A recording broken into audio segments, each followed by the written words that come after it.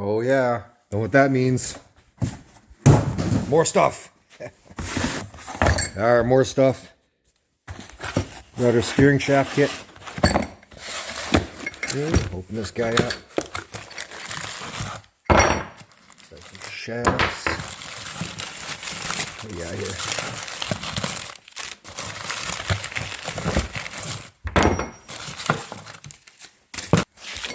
I'll have to put that together and get our steering done. What else we got?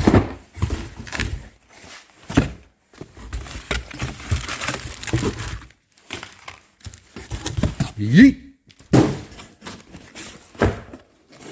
What do we got here? Oh, look at that. What do we got here? A brake proportioning valve. Look at that beautiful, beautiful thing. And a master cylinder. Right here. From these fellas. So we're going to put manual brakes on the car. One drawback about getting a car that's been stripped by others is you need more parts than normal. The shaft was robbed out of this from the previous owner, so I got to order up a steering column kit. I was going to go try to do that on the cheap and change the column later, but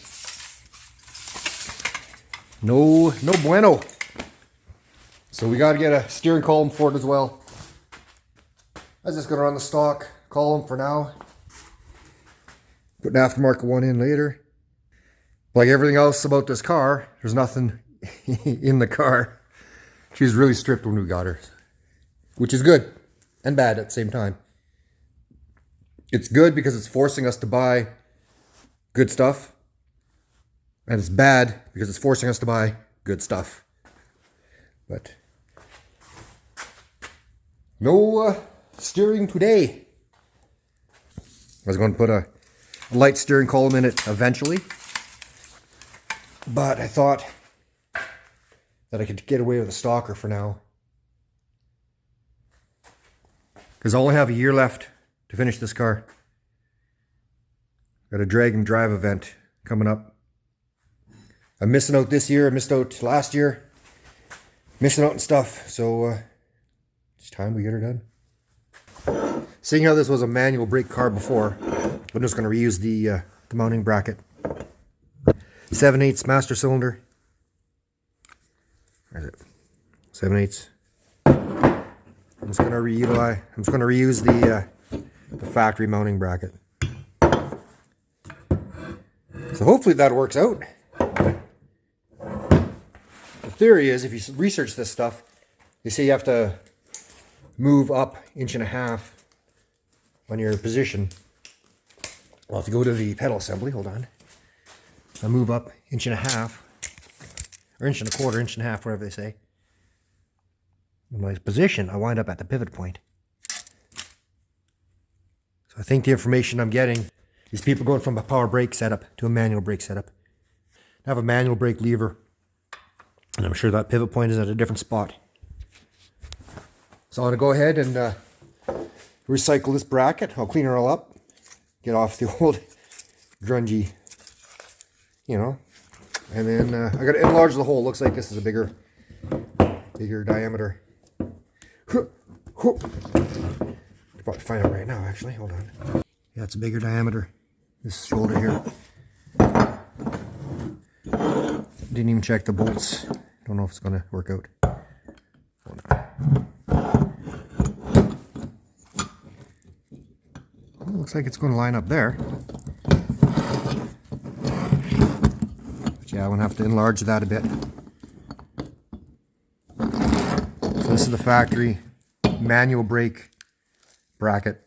It was a manual brake car.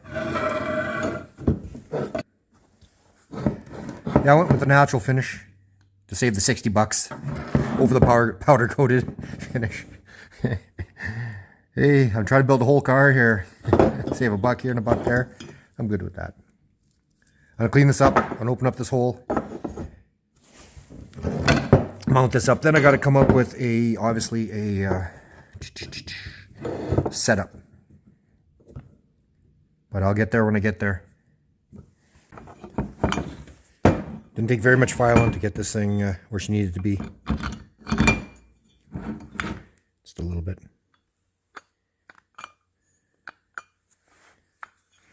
Alright, one thing you guys should be aware of. If you use this kit in the Fox, this sensor hits here. So I'm going to pull that sensor out.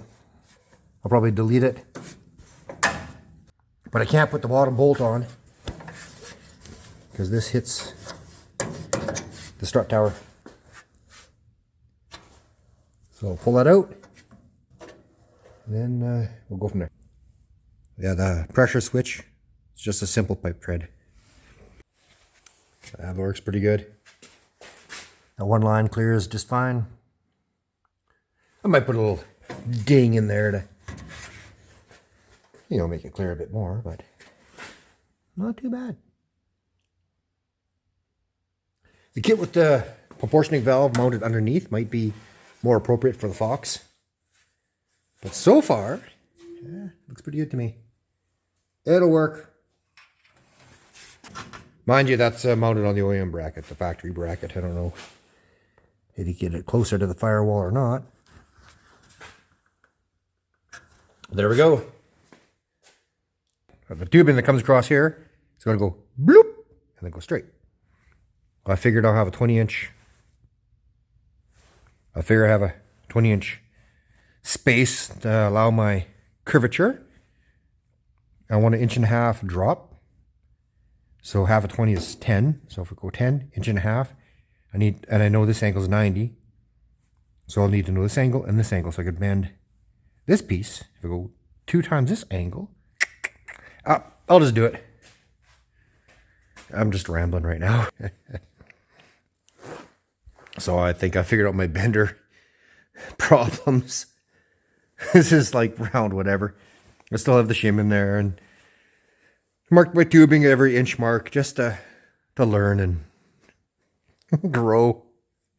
Yeah, dead cans over there and stuff like that. But so here we go. I figured I'll bend a 14 degree because that's my initial McDealio face, and then yeah, I got 0 over here. We have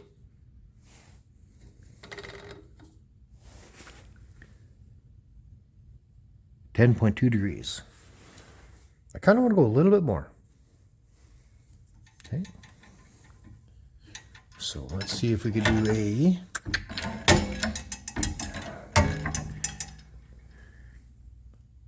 so we know we're spring back. So if I go back to 14, so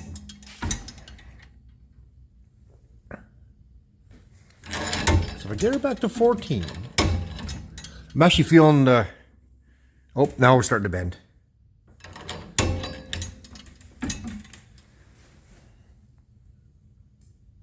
Four, 13, 9, 14. I'm gonna give it 1, 2. Ooh, that actually bent quite a bit on the second one. I'll let it sit for a second. So she says 15.1. I'll let her hang and chill for a second, and then I'll release it, and then we'll see if we have our 14 degrees. All right, well, release the Zabendor. Okay. We'll go back to here. 0. Oh, close enough. Good. Fucking enough. Here, we still have 10 degrees. Huh. Well, quite a bit of spring back. Yeah. I'll find my center. I'll find out where the bend started and stopped. Find the center of that. Then I'll be able to find out where my other bends will have to be. So this thing will go zoop, bloop, zoop. Okay. Let's get to it. Here's why it's kind of handy to mark your tubing in inch increments. I found where the bend started. and where it stopped.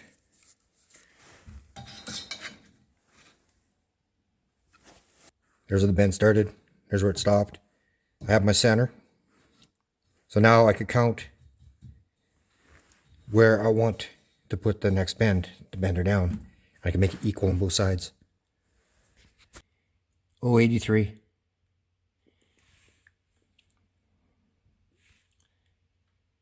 Always check your wall thickness before you commit the piece into the car. So here's my high-tech method of determining where my next bend is. I have another piece of straight chromoly laying on top of it. I figure I'll have a 2 3/4 inch drop because the tubing will actually be in the floor a little bit. So I just found out where the chromoly meets, and that's 10 inches from here to there. From here to where, hold on. So there it's 10 inches from the center to there, 10 inches from the center to there. And I know my bending die starts bending 2 inches before that. So I go 1, 2, right there. I know my bending die bends 2 inches before that. So this is the point where I want it to be straight. Okay, that's going to be straight. In order to do that, I need to bend it right here. Same with this side. This is going to be straight, so I'll go 2 inches back. And I'll line up that. Should bend. Make that guy straight and that guy straight. And hopefully I don't have enough, too much kick down. And hopefully it's going to work out. I don't have too much. I see I just start drawing on the little ideas on the table here. There we go. And then that does come within our 20-inch span that we wanted. Oh, all right. So we got 16.6 degrees, 0.6 degrees. Oh, come on. So that would be what, 8.3 degrees that we need to bend this guy, because this guy has got its own bend, and then this guy, so it should be straight. So that's our target, is bend this guy until that reads 8.3 degrees. That reads 0. So we bend this guy till that reads 8.3 degrees, and that reads 0. And then we'll flip it around, and then we'll bend it again until that 8.3 degrees will wind up being 0. And then I should have a bent piece. And we should have the ground clearance we're looking for, and we should have our 20-inch span where we have our drive shaft to go through. There's a little trick. If I do have too much ground clearance, I can actually rotate the tubing either way, and that'll bring the bend 8.4 degrees. Not too bad. I don't think I'll be able to, I don't think I want to try to sneak up one more 0.1 degree.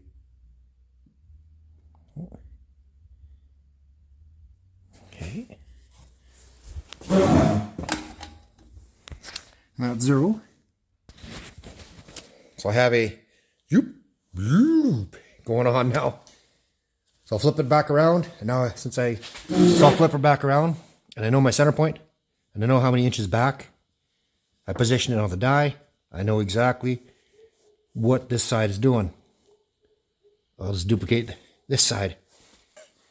Yes, that neighbor's dog is barking again. Anyway, that's why I marked everything in inch increments before I bent this thing. Oh yeah, that line's my center line. Looks like we got tube 1 bent. That fell right there, that back one. Right there.